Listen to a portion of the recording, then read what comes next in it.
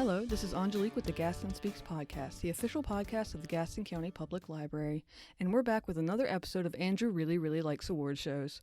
For this episode, Andrew will be discussing his predictions for Emmy nominations, while I try to remember the last TV show I watched. Andrew? Welcome back to Andrew Really, Really Likes Award Shows. We haven't seen you guys since the Oscars, where Everything Everywhere All at Once just dominated, which made me very, very happy. I actually did very well in my predictions. Just want that to be known, in case anyone's keeping score. So the Emmys nominations, this is the 75th Primetime Emmy Awards, kind of a big one, will be announced on July 12th. And then they will be sometime in September. I don't remember exactly when. So to continue our new tradition here at Gaston Speaks, we're going to predict this year's nominees just in the top drama and comedy categories. I will post a full list of nominations on the Off the Shelf blog, gastonlibrary.blogspot.com. And those will include like the guest acting, reality, variety, and those limited series TV movie categories this year. And then on the winter podcast, we'll do more. All right, let's start with the drama categories. All right, so we'll start with Best Drama Series. This is an interesting year because you have 3 older properties and then one newer one, which is based on an older property. And they all kind of got like mixed like reactions and definitely not as enthusiastic as in previous seasons. A lot of these are returning shows. First is The Crown. It premiered to like the lowest critical reviews in the series history. It was awful. And I definitely think the love is waning, but I have seen beloved series continue to get rewarded even when the quality dips. Game of Thrones. God. Speaking of Game of Thrones, House of the Dragon looks to make the cut. And again, it wasn't really poorly received. It just wasn't as enthusiastic as the first couple seasons of Game of Thrones. It definitely was more enthusiastic than that last season of Game of Thrones. People just tore that thing apart. And it still won like 15 Emmys. So that's why I'm like, people clearly love it. But I don't bet against Game of Thrones. Like I said, even when it was just an absolutely terrible series, towards the end, it was winning a bunch of Emmys. Emmys. The final one is The Mandalorian. My biggest concern is that it gets pushed out by Andor, which is the other Disney property. I'm just barreling through, Angelique. You just gotta barrel through, because I'm not sure if 2 Star Wars series can get in. I mean, they could. It's not impossible. This last season's buzz is just not strong right now, but I am betting on it versus Andor because it is the known entity for voters, and it's definitely still the more popular series. I actually liked Andor because it wasn't at all very Star Wars, but so Star Wars fans weren't very high on it, which was fine. And so after those, the rest, Succession is obviously in. It's going to win. This final season was just, everyone was talking about it. I think they're going to give it one more time to Better Call Saul, who maybe might actually win an Emmy. I still cannot believe after all these years of that show, especially after Breaking Bad won like 5,000 Emmys, Better Call Saul has never won one. So maybe it'll actually win one this year. Yellow Jackets, I think, will return. It had a strong second season. I can't get into that one. It's a little too intense. It's like Lord of the Flies and cannibalism and all sorts of crazy, like plane crash and the aftermath of it and all that kind of stuff. But it is well received. It's incredibly well acted. And finally, I think that The Last of Us, which, you know, when you think, oh, it's a show based on a game, like video game. You're like, it was a cultural phenomenon. People just absolutely loved it. And I think it'll take a slot. I would also look out for Andor, as I said. Yellowstone, which that is one of the most popular shows on television. The Emmys have just continually ignored it. There's a really great show called Bad Sisters, new show from Sharon Horgan. The Boys could return, although that was a fluke when it got nominated. The Handmaid's Tale could return. Why? It was a good show like 2 seasons in, but it has totally missed its mark.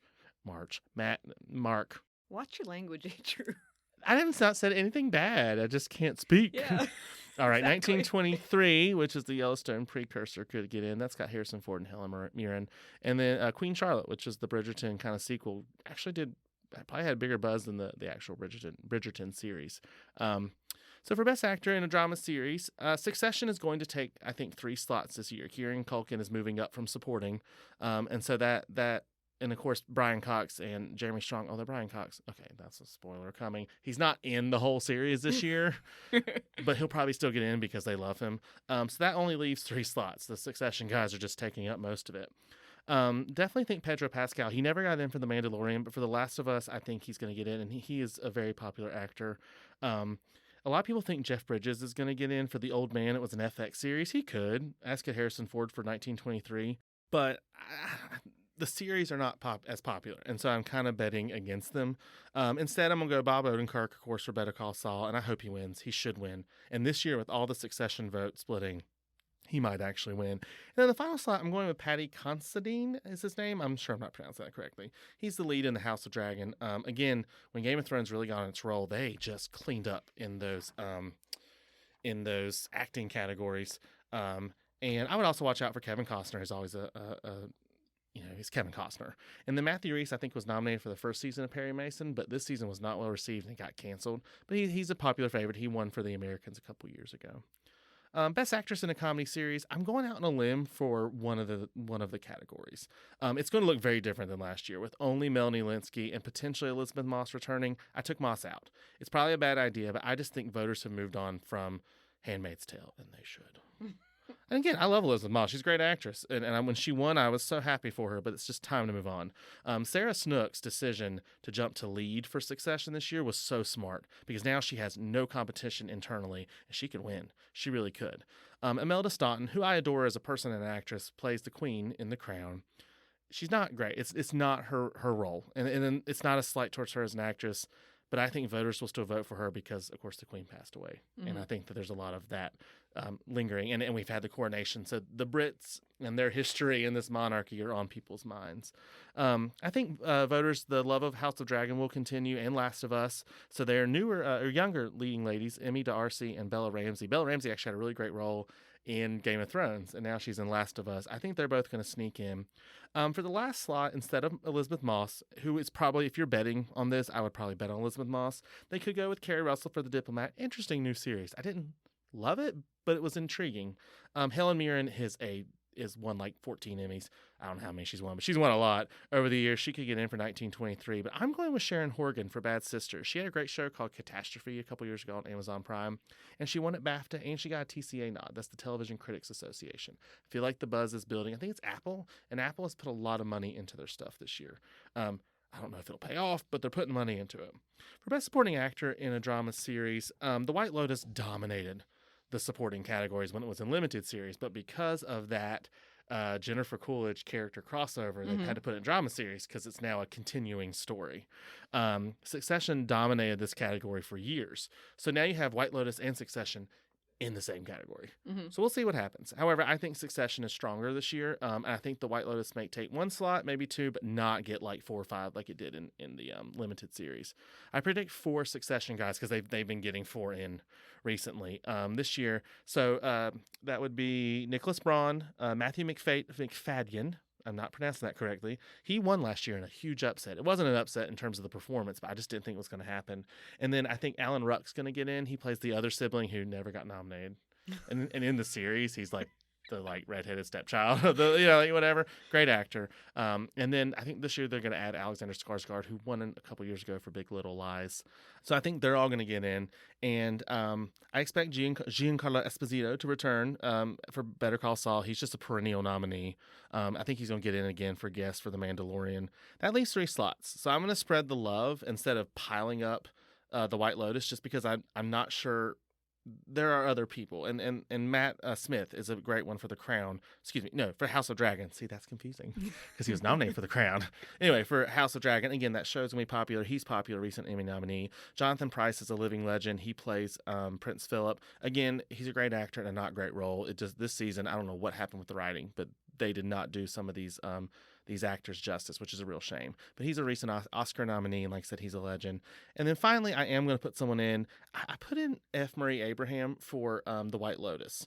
But there's several others. There's Tom Hollander. He's a popular British actor. Michael Imperioli. He won 8 years ago for The Sopranos. And then Will Sharp. He kind of had a buzzed role. They could join Abraham and knock out some of these kind of low-hanging fruit. They could take his slot. He has been through some controversy. Every year with these Emmys, man, the controversy. There's always somebody. On one of the sets of one of his shows, he apparently was not someone you wanted to be around. But he also is an Oscar-winning legend, so it just depends on which narrative carries the day. So we'll see. I would also watch out for Stellan Skarsgård for Andor. Jonathan Banks for Better Call Saul could return. He got nominated for many, many years, and then he kind of dropped out. And then Elijah Wood had a really great role in this season of Yellow Jackets, apparently. Like, again, I struggle with that show. But the people who love it, love it. So on the flip side of this category, only one Succession actor, I think, the fantastic J. Smith Cameron, will probably get into Best Supporting Actress. And this is where I think White Lotus is going to do kind of like it did. Now, I think it took like 5 of the 6 slots when it was in limited. I don't think it's going to do that, but I do predict 3 of the actresses. The wonderful Jennifer Coolidge, who has now won like every award known to man for the White Lotus. And I love her. She just cracks me up. And every time she gets up on the stage to make a speech, she just they're like peeing their pants. They're laughing so hard. I also think Aubrey Plaza. She's been around for many years. I don't think she's ever gotten an Emmy nomination. I actually don't quote me on that. I have to look that up. She was great all those years on Parks and Rec. And then I'm not going to pronounce this correctly. Megan either Faye. Fahy, Faye or Faye or something like that. Anyway, she had a really buzzed role. I think those are the 3 of the White Lotus actresses that are going to get in, but there are a few others that could. I expect Rhea Seehorn, who finally got in for Better Call Saul last year, to get in, and Christina Ricci got in for Yellow Jackets. I expect them to return. I don't see any reason why they wouldn't. I also have left 2 slots from The Crown, but I actually like these 2 from The Crown. I think they had the best performances of the group. One was Elizabeth Debicki, who played Princess Di, and then Leslie Manville, who I adore, who played Princess Margaret. Watch out for Carol Burnett. I'm not predicting her, but she's Carol Burnett. Yeah. I mean, she actually is good in Better Call Saul, but if she gets in, it's because she's Carol Burnett. But she had that huge 90th anniversary thing on NBC, and if she gets in, she could win, because how many years do they have left to give Carol Burnett another Emmy? Yeah. And if who would not love that moment? So I'm on board. I don't care.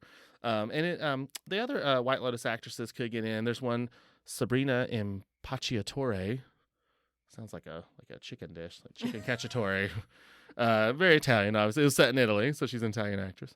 And she could definitely get in. The great Anne-Marie Duff could get in for Bad Sisters. I like that show. I don't know how. I think Sharon Horgan's a big enough name to get in. I think she's also like the creator. That would be really, really great. And there are a bunch from House of Dragon that could also slip in if they kind of did like that one year that I think 4 Game of Thrones actresses got in. So that's a possibility. All right, now on to the comedy categories. My favorite. I love the comedy categories. There's some really great series this year, too. So we're going to start, of course, with... she's killing me because I'm moving crap around. All right, so we're going to start, of course, with comedy series. Definitely expect some of these classics to get in. The great Abbott Elementary, who avoided the sophomore slump. Absolutely amazing second season. Marvelous Mrs. Maisel, it's its final season. I actually thought it rebounded from some of the previous seasons. Only Murders in the Building had a great season. It's coming back. And I think Ted Lasso and Barry will also come back. Ted Lasso will probably win again, even though I think the 3rd season was just atrocious. But it wasn't atrocious. It just was not as good as the first 2 seasons. Barry is not funny. And that's my biggest problem with it, is that it's not funny. It's well done, but it's just not funny. And one of the other ones that I think is going to get in isn't funny, but I love it. So I'm a hypocrite, basically. Unfortunately, so that leaves 3 slots. Of these, I think it's 8 slots. It only leaves 3 because they have so many returning series. Unfortunately, I just don't know if What We Do in the Shadows is going to get in this year. It was a weaker season. I mean, I still loved it. Yeah. But you know what? It surprised every single time. So we'll see. It definitely could get in. I'm going with Peacock's Poker Face. It's from Rian Johnson, who did Knives Out. Mm-hmm. And it stars Natasha Lyonne, who was recently nominated for a show called Russian Doll. And it's like this, she goes across the country and she solves mysteries. And there's tons of huge guest stars. So there's like Adrian Brody, Simon Helberg, Joseph Gordon-Levitt, Judith Light, Chloe Sevigny, Cherry Jones. So it could sweep up those guest acting categories and just knock them out. It's got a lot of really great reviews. It was absolutely stunning Metacritic score. It's a new show. Peacock has not had as much breakthrough, but this could be the one. And I think it's going to be. And because when you look at their other categories, I'm like, oh, well, I think this will get in. And you kind of build that from the ground up.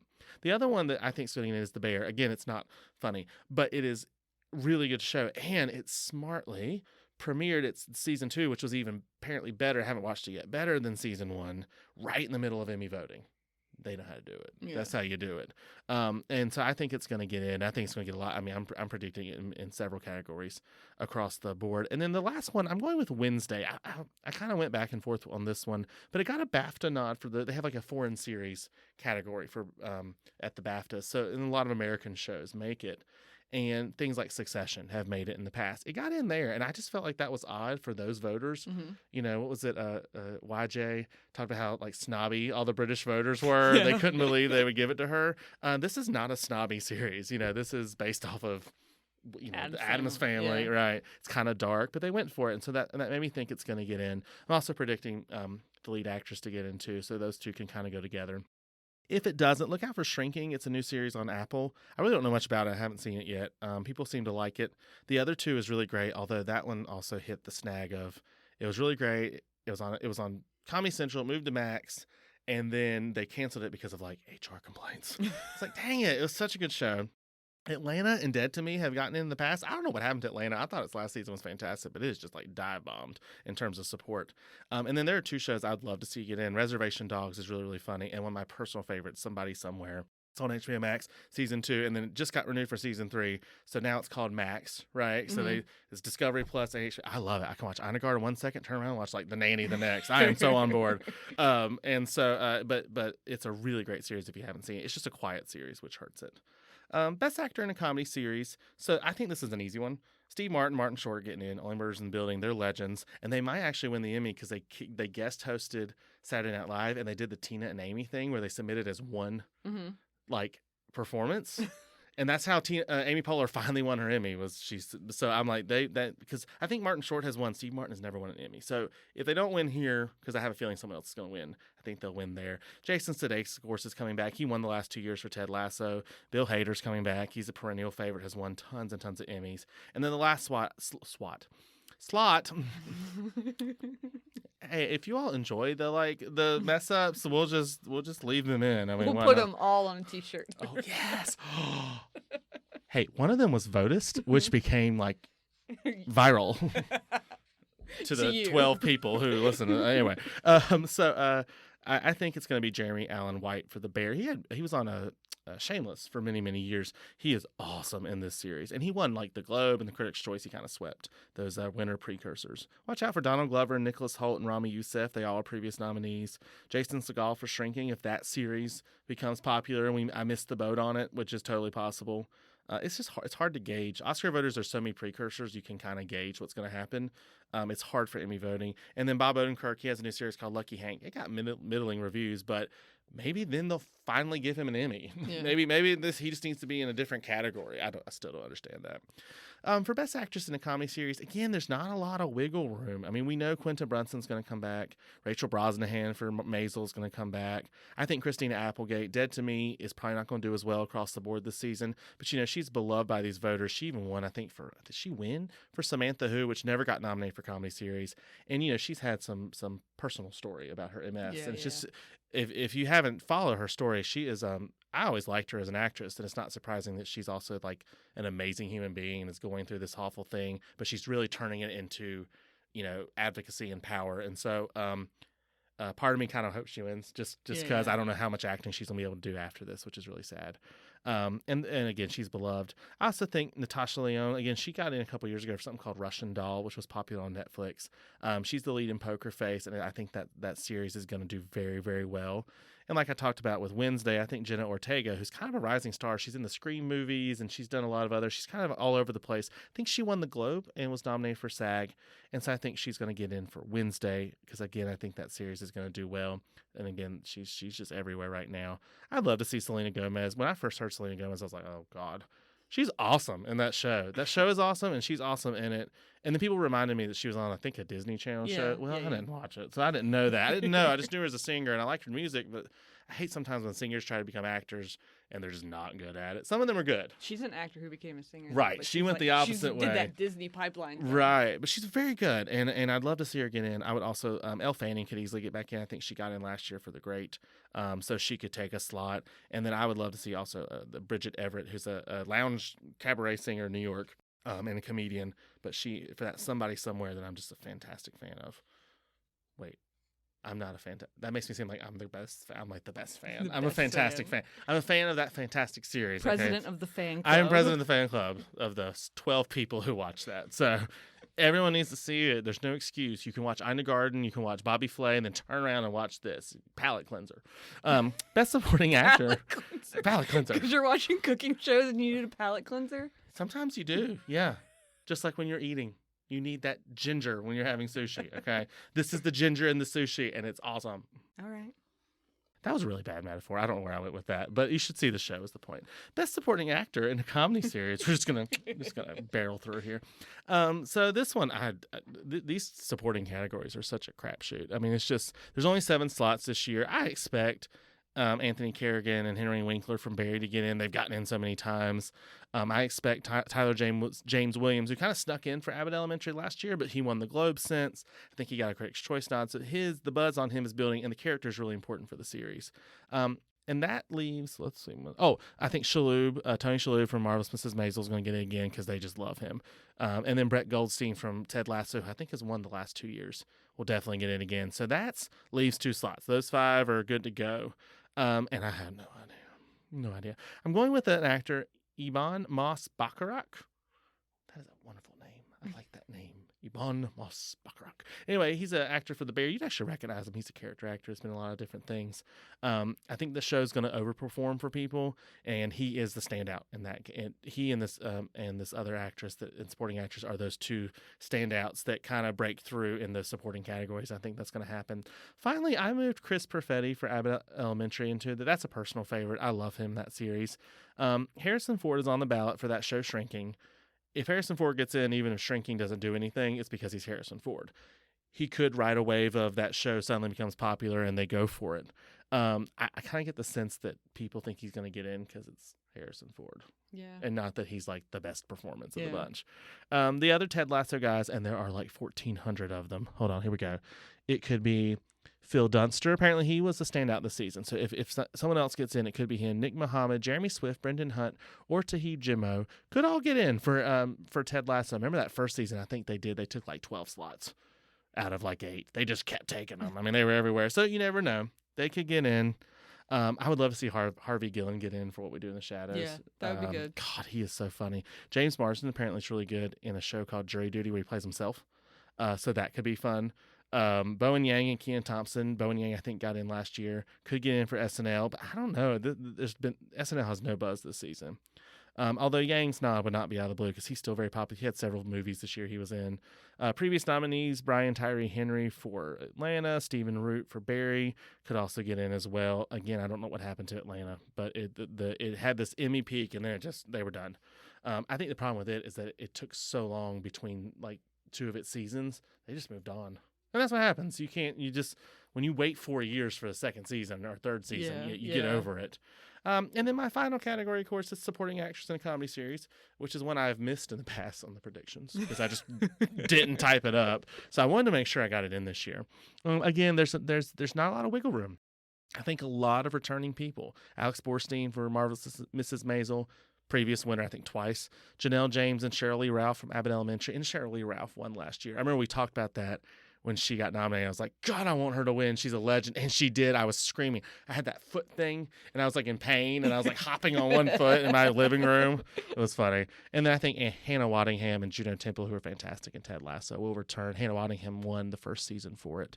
The last 2 slots. Again, there's only 2. And this is one of those things. I say there's only 2, but then there currently are more. But I'm thinking there's only 2. Her name is Ayo Edebiri. She is fantastic. She's the one in The Bear that I talked about, that other kind of scene stealer, along with the let me say his name again, Ibn Moss Bacharach. That's a great name. I love that name. I would vote for it just for the name if I didn't even see the show. I'm kidding. That was a joke. She's also in, she has a guest spot on Abbott Elementary. She plays Quinta Brunson's sister. She has a new movie called Bottoms coming out in late summer that I think will be like an indie hit. So she's kind of up and coming, and she's really good in the show. Finally, this is wishful thinking, but I want the fantastic Lisa Ann Walter to make the cut for Abbott Elementary. So those of you who are children in the 90s and you remember the Parent Trap remake with Lindsay Lohan. So there were 2, there was the mom's butler, and then there was the person who helped out Dennis Quaid's character named Chessie, who was really warm and everyone loved her. That was Lisa Ann Walter. Oh. And when she went to SAG Awards, she brought as a date her friend. They're just friends, but she brought the woman who played Meredith Blake, who was like the bad woman who was going to steal Dennis Quaid. So, but they've remained friends. Mm-hmm. And so her friend Meredith, what's the actor? I don't know who the actress's name is, but she said, well, what are you going to wear? She goes, I'll get a dress. And she goes, wait, if you're wearing a dress, she goes, you know what? I'm going to find a tuxedo, just like as a joke. And she found this really cool, female version of a tuxedo. Mm-hmm. and rocked it. Anyway, that is just a little fan fiction, not even fan fiction, just if you like that movie. I grew up watching that movie. It's one of my 90s favorites. So she's great in Abbott Elementary. I think she's going to get in. It's like you're implying that the dumped fiance rebounded with his assistant. Sequel. The girls are drug addicts. Oh, God, no, we can't because Natasha, oh, God. She died. This got sad very quickly. Well, you're the one who brought it up. I didn't mean to bring it up in that way. I thought it would be a fun fact, and then you took it into like the dark side. You of brought the up Parent Trap. Anyway, it's a good movie. Sarah Goldberg could return for Barry, although she was snubbed last year. I was kind of shocked. Cecily Strong is the one I'm kind of worried about taking that last slot. Again, that was not me. That was you, Angelique. Ah! It's always me. I'm so happy it was her this time. Cecily Strong is the one I'm worried about. It's her final season of SNL, and she's been great for so many years. But again, she didn't get in last year, so it's interesting. Molly Shannon's really great in the other two. I think it wasn't a big Emmy favorite before, and then the controversy. There's always controversy. Might hurt her, even though she's a legend. Christina Ricci has another shot for Wednesday. She's in Wednesday, so she could be a double nominee. Jessica Williams is in Shrinking, and then Zazie Beetz was nominated again for Atlanta. Maybe there'll be a rebound for the series. All right, so those are the categories I'm going to predict today. And like I said, check us out at gastonlibrary.blogspot.com. We'll post some of the other categories, some of the guest acting categories, limited series, TV, movie, and all those acting categories, and then a couple of the reality and variety series categories. And we'll talk about those because those are easy to kind of flip through, when we do our winter predictions sometime in September before the Emmys. All right. Thank you, everyone, for listening. Leave a comment. Tell me why you keep listening to the Oscar Wins podcast from March. Hey, Angelique, we all know why they're listening, because I was right in like 16 out of 24 categories. I think it's because you love Everything Everywhere All at Once. Is that it? I think that's it, because that movie was so fantastic. Maybe it's the sound of my voice that soothes I you keep at night. thinking like we said something weird, and people keep, hey, did you listen to this?